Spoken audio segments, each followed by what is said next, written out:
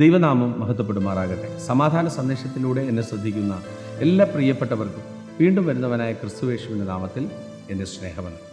റോമാലേഖനം 11-ാം അധ്യായം അതിൻ്റെ 17 മുതലുള്ള ഭാഗങ്ങളിൽ കൊമ്പുകളിൽ ചിലതൊടിച്ചിട്ട് കാട്ടൊലിവായ നിന്നെ അവയുടെ ഇടയിൽ ഒട്ടിച്ചു ചേർത്ത് ഒലിവു മരത്തിൻ്റെ ഫലപ്രദമായ വേരിന് പങ്കാളിയായി തീർന്നു എങ്കിലോ കൊമ്പുകളുടെ നേരെ പ്രശംസിക്കരുത്. വചനം പറയുകയാണ്, കൊമ്പുകളിൽ ചിലതൊടിച്ചിട്ട് കാട്ടൊലിവായ നിന്നെ അവയുടെ ഇടയിൽ ഒട്ടിച്ചു ചേർത്ത് ഒലിവു മരത്തിൻ്റെ ഫലപ്രദമായ വേരിന് പങ്കാളിയായി തീർന്നു എങ്കിലോ. നോക്കിയ പ്രിയരെ, അവിടെ പറയുന്നു വേരിന് പങ്കാളിയായി തീർന്നു എങ്കിലോ കൊമ്പുകളുടെ നേരെ പ്രശംസിക്കരുത്. കാരണം പ്രശംസിക്കുന്നു എങ്കിൽ നീ വേരിനെ അല്ല, വേർ നിന്നെ അത്രേ ചുമക്കുന്നു എന്ന് ഓർക്കുക.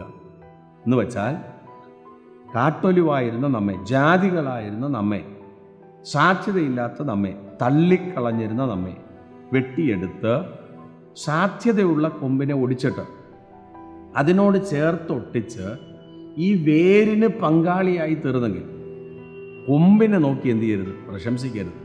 അടുത്ത് നിൽക്കുന്ന വ്യക്തിയെ നോക്കി എന്ത് ചെയ്യരുത്? പ്രശംസിക്കരുത്. നീയായിട്ട് തന്നെ എന്ത് ചെയ്യരുത്? പ്രശംസിക്കരുത്. കാരണം നീ അല്ല വേരിനെ ചുമക്കുന്നത്, വേര് നിന്നെയാണ് ചുമക്കുന്നത്. അർത്ഥം എന്തുവാ? നീ അല്ല തിരഞ്ഞെടുത്തത്, നിന്നെ ദൈവം തിരഞ്ഞെടുത്തതാണ്. നമ്മളല്ല കർത്താവിനെ തിരഞ്ഞെടുത്തത്, നമ്മളല്ല കർത്താവിനെ കണ്ടത്, കർത്താവ് നമ്മളെ കണ്ടു. പ്രിയരെ, ഈ സന്ദേശം കേൾക്കുമ്പോൾ ജീവിതത്തിൻ്റെ ഓരോ സാഹചര്യങ്ങൾക്കകത്ത് നിന്ന് സാഹചര്യങ്ങൾ പോലെ വർത്തമാനം പറയുന്നവരാണ് മനുഷ്യർ. പക്ഷേ വചനം പറയുന്നു അങ്ങനെയല്ല. സ്വാഭാവിക കൊമ്പുകളെ ഒടിച്ചു കളഞ്ഞിട്ട് സാധ്യതയില്ലാത്ത നമ്മെ വെട്ടിക്കൊണ്ടുവന്ന് ഒട്ടിച്ച് ദൈവത്തിൻ്റെ മനസ്സലിവാണ്. അതിൽ പ്രശംസിക്കാൻ നമുക്കൊന്നുമില്ല. കൊമ്പിന് മുന്തിരിവള്ളിയിൽ വസിച്ചിട്ടല്ലാതെ സ്വയമായി കായ്പാൻ കഴിയാത്തതുപോലെ എന്നെ കൂടാതെ നിങ്ങൾക്കൊന്നും ചെയ്യാൻ കഴിയത്തില്ല. അർത്ഥം എന്തുവാ?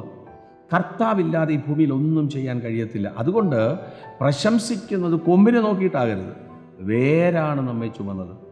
ഈ സന്ദേശം കേൾക്കുമ്പോൾ പ്രിയരെ, നമുക്ക് അർഹതയില്ലാതെ കിട്ടിയ ഈ രക്ഷയുടെ സന്തോഷത്തെ ഒന്ന് തിരിച്ചറിഞ്ഞിട്ട് സാധ്യതയില്ലാതെ കിടന്ന സ്ഥലത്ത് നിന്ന് ദൈവം വിളിച്ചുകൊണ്ട് വന്നത് ഒരിടത്ത് കൊണ്ടുവന്ന് തകർത്ത് കളയാനല്ല. കുശവൻ്റെ ചക്രത്തിനകത്തിരിക്കുന്ന പാത്രം പൊട്ടിപ്പോയി, പൊട്ടിയ പാത്രത്തെ എടുത്ത് കളഞ്ഞു എന്നല്ല, കുശവൻ അതിനെ വേറൊരു പാത്രമാക്കി തീർത്തു. കാരണം എന്തുവാണ്? ദൈവത്തിന് ഇഷ്ടമുള്ളതാണ്. അതുകൊണ്ടാണ് തൊട്ട് മുമ്പിലുള്ള അധ്യായങ്ങളിൽ പറയുന്നത് കുശവന് മണ്ണിൻ്റെ മേലെ അധികാരമുണ്ട്. നമുക്ക് അർഹതയില്ല, പക്ഷേ ദൈവത്തിൻ്റെ മനസ്സലിവ്, കൃപ എന്ന് പറയുന്ന ഒന്ന് മാത്രം നമ്മെ തേടി വന്ന് ഈ രക്ഷയുടെ സന്തോഷത്തിനകത്ത് പ്രവേശിച്ചെങ്കിൽ ഭയപ്പെട്ട് സ്നേഹത്തോടെ കൊമ്പിനെ നോക്കി പ്രശംസിക്കാതെ എല്ലാത്തിനും നന്ദി പറഞ്ഞ് വിശ്വസ്തയോടെ സഞ്ചരിപ്പാൻ ദൈവം കൃപ ചെയ്യട്ടെ. വിശ്വസിക്കുക, പ്രാർത്ഥിക്കുക. ദൈവം വിശ്വസ്തൻ. God bless U.